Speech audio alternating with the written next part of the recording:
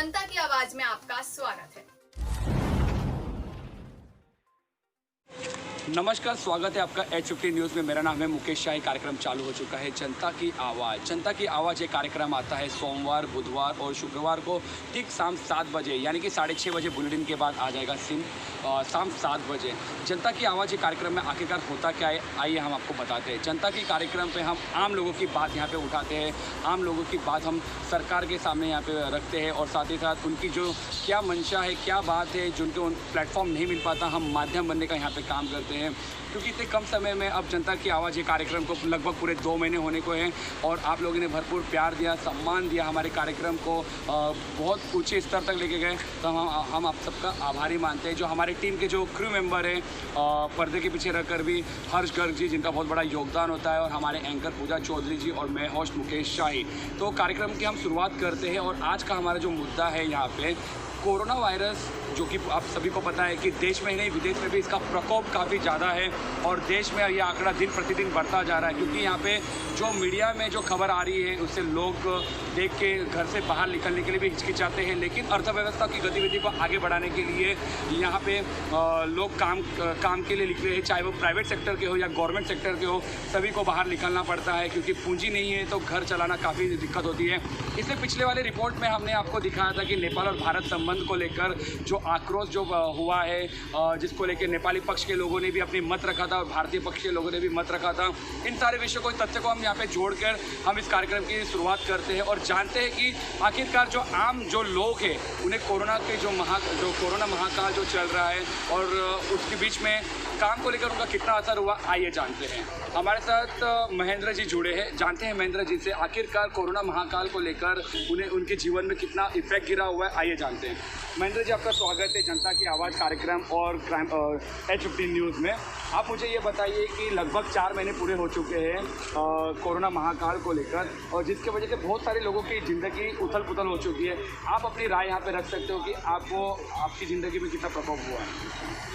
Actually मैं basically automobile sector में sales होता जी, और बिकॉज कोरोना के इफेक्ट की वजह से सेल्स तो हम लोग का नॉर्मली डाउन हो गया जी। और मेरा ऑफिस में लगभग हम लोग ने 3,500 जन काम कर रहे थे, अभी सिर्फ 700 जन बचा है।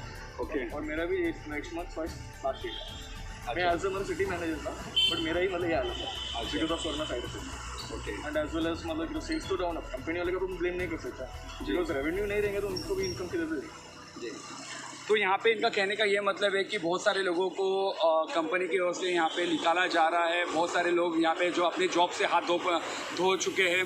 हम और भी इनसे जानने की कोशिश करेंगे क्योंकि कोरोना महाकाल ये तो भारत में नहीं, पूरे देश में, विदेश में भी इसका प्रकोप दिन प्रतिदिन बढ़ता जा रहा है। लेकिन ये आया था, ये सभी को पता है, लेकिन ये कब जाएगा इसका पुख्ता जवाब अब तक ना सरकार के पास है, ना आम जनमानस के पास है और ना मीडिया के पास है। तो इनसे और जानते हैं कि आखिरकार वो जॉब को लेकर कितनी चिंतित है और आने वाले जो भविष्य में जो हमारे युवा वर्ग है, जो देश के कर्णधार हैं, उनको लेकर वो क्या अपनी प्रतिक्रिया रखते हैं। महेंद्र जी, जैसा आपने मुझे बताया कि 1 तारीख से आप अपने जॉब को हाथ धो रहे हो और आप मार्केट में, हमने बहुत सारे लोगों से बात किया कि मार्केट में जॉब तो नहीं है, लेकिन आप क्या प्लान है, आपका फ्यूचर प्लान क्या है? कुछ नहीं बस। अच्छा, मतलब आप सरकार से क्या मांग करना चाहते हैं कि क्योंकि देश में रोजगारी नहीं है, क्योंकि कल और कारखाने जो होना चाहिए उतनी सीमित में नहीं है, बहुत सारे लोग हैं जो अपने जॉब से हाथ धो चुके हैं, लेकिन आप गवर्नमेंट से क्या मांग करना चाहते हो कि आपको जॉब मिले बड़ी आसानी से? बड़ी आसानी से बोलेंगे तो उन्होंने जितना गवर्नमेंट सेक्टर को सपोर्ट करना है जी, इसमें से आधा तो प्राइवेट सेक्टर को उन्होंने सपोर्ट देना चाहिए। जी। और मुझे जैसा इन्होंने कहा कि जैसे गवर्नमेंट सेक्टर को यहाँ पे सपोर्ट किया जाता है, वैसे प्राइवेट सेक्टर को भी सपोर्ट किया जा रहा है। यहाँ पे हम ये बात बताना स्पष्ट करना चाहेंगे कि यहाँ पे गवर्नमेंट और प्राइवेट के बीच में जो घमासान है उसको लेकर हम बात नहीं करेंगे, क्योंकि BST की बस की यदि बात की जाए तो इसकी फ्रिक्वेंसी दिन प्रतिदिन बढ़ती जा रही है, लेकिन जो आंकड़ा है, जो लोगों का जो जनसंख्या है वो ज़्यादा होने की वजह से BST बस भी वहाँ पर ठीक ढंग से रुक नहीं पा रही। हमने आम लोगों से बात किया और आम लोगों से जानने की कोशिश किया कि वो कार्यालय पे उनके जो समय होता था वो कितने समय वहाँ पे पहुँच पाते थे। लोगों का ये कहना था कि जो 9 बजे जो घर से निकला करते थे उन्हें 7 बजे निकलना पड़ता है, जिसके बावजूद भी BST के बस है वो वहाँ पे वो नहीं पकड़ पाते क्योंकि बस रुकती ही नहीं है। तो इस विषय को लेकर भी सरकार ने ध्यान देनी चाहिए कि और BST की बसों को फ्रिक्वेंसी और ज़्यादा बढ़नी चाहिए। आप मुझे महेंद्र जी ये बताइए कि जिस प्रकार से NGO ने भी बहुत सारे मदद के लिए आगे हाथ बढ़ाए हुए हैं और बहुत सारे NGO है जो कि गरीबों की मदद के लिए आगे आ रहे हैं, तो आप धारावी जैसे क्षेत्र में रहते हो, क्योंकि धारावी कोरोना का एक हॉटस्पॉट है, तो आपके एरिया की स्थिति क्या है इस वक्त वहाँ पे? इस वक्त वहाँ पे तो काफ़ी सुधर गया जी। बिकॉज मतलब अगर आपके पहले के मतलब अनएजुकेटेड बहुत ज़्यादा था, जी, बट जी। अभी 8% तो बहुत एजुकेटेड पीपल्स है, तो ऑटोमेटिक सोशल डिस्टेंस वगैरह मतलब ज़्यादा मेंटेन होता जी। है। बट अभी जैसे कि सिचुएशन में आप भी देख सकते हो, मतलब नॉर्मल अदर से लोकेशन को कंपेयर करेंगे धारावी में तो बहुत ही कम होगा। जी। तो वहाँ पे जो NGO वाले के किसी का आपको सपोर्ट मिला है राशन पानी को लेकर? राशन पानी का नॉर्मली हम लोग जैसे लोग का तो मिल ही जाता है, बिकॉज हम लोग मतलब बॉर्डन बॉटम सब कुछ हम लोग वहाँ से है। जी। बट मोस्टली जो आउटसाइड से जो भी रहता है उन लोग का उतना मतलब ये नहीं कर सकते, क्योंकि हम लोग को रेशन से भी मिलता जी। है। उधर का NGO का मतलब जो NGO तो मतलब मोस्टली बोल से नहीं सकता, लेकिन उधर का लोकली जो भी है, जी। जो भी लीड करते हैं उन्होंने मतलब सपोर्ट किया। तो इनका कहना ये है कि NGO की तरफ से तो इन्हें इतना बेनिफिट नहीं मिल पाया, यानी कि वहाँ के जो स्थानिक लोग हैं वो अपनी तरफ से मदद की हाथ आगे बढ़ा रहे हैं। और साथ ही साथ इनका ये भी कहना है कि जो वहाँ पे जो कोरोना का हॉटस्पॉट था, अब वहाँ पे जो रिलीफ जैसे कार्य है वहाँ पे अभी ज़्यादा हो रही है। और भी हम इनसे जानने की कोशिश करते हैं कि आखिरकार जो सरकार ने जन धन योजना जो बनाया है, बहुत सारे गरीब लोगों के खाते में 500 रुपये भी दिया गया है, क्योंकि हमने तो बहुत सारे लोगों इसके ऊपर एनालाइज भी किया और एनालिसिस से हमने ये तथ्य पाया है कि बहुत सारे लोगों को पैसे नहीं मिल पाए। तो आइए जानते हैं कि क्या इन्हें इनका फ़ायदा हो पाया है। आप मुझे महेंद्र जी ये बताइए कि जन धन योजना आपने इनके बारे में सुना होगा, आपने इनका बेनिफिट उठा पाए, तो आपने क्यों नहीं उठाया? क्योंकि आप देश के एक नागरिक होने के नाते आपका एक हक बनता है कि आप जनधन का भी फ़ायदा उठाइए, क्योंकि लॉकडाउन में बहुत सारे लोगों के खाते में 500 रुपये दिया गया। तो आपको क्या लगता है कि 500 रुपये देने से क्या ज़िंदगी चल पाएगी आगे? जी, आप बताइए, 500 में पर पर्सन मुझे मिल रहा है। जी। अभी मुंबई में पर डे में मतलब 100 रुपीज़ भी का मतलब जो नॉर्मली 100 रुपये भी मैंने खर्चा किया है 500 रुपये 5 दिन के लिए। जी जी। फिर मतलब रिमेनिंग 25 दिन क्या करूँ? जी जी। तो इनसे और भी हम जानते हैं, क्योंकि जनता की आवाज़ कार्यक्रम पे अब हम अगले सेगमेंट में पहुंचेंगे और हम ये जानने की कोशिश करते हैं कि ऑनलाइन ठगी को लेकर भी बहुत सारा ऐसा मामला आ रहा है, क्योंकि जिस प्रकार से जो लॉकडाउन पूरे देश में 25 जो मार्च से लगा हुआ था, अब 4 महीने पूरे हो चुके हैं, जिसके बावजूद भी जो बेरोजगार की जनसंख्या यहाँ पे दिन प्रतिदिन बढ़ती जा रही है। और बहुत सारे लोग इंटरनेट में जॉब सर्चेस करते हैं, लेकिन जॉब सर्च करने के बाद भी उन्हें जॉब नहीं मिल पाता है। और लोगों का ये भी कहना होता है कि जो वो जॉब देखते हैं लेकिन वो ठगी का शिकार हो पाते हैं और उन्हें यहाँ पे जो पैसे हैं उन्हें भरना पड़ता है, जिसकी वजह से उन्हें जॉब हाथ नहीं लगता। तो आप मुझे बताइए कि कभी आप ठगी का शिकार हुए हो ऑनलाइन? जैसे आपने जॉब कभी सर्च किया होगा और लॉकडाउन में बहुत सारे लोग इसका फ़ायदा उठा रहे हैं कि और जॉब नहीं दे रहे, तो आप क्या लगता है कि आप इसका शिकार हुए कभी? जी, अभी हुआ जी।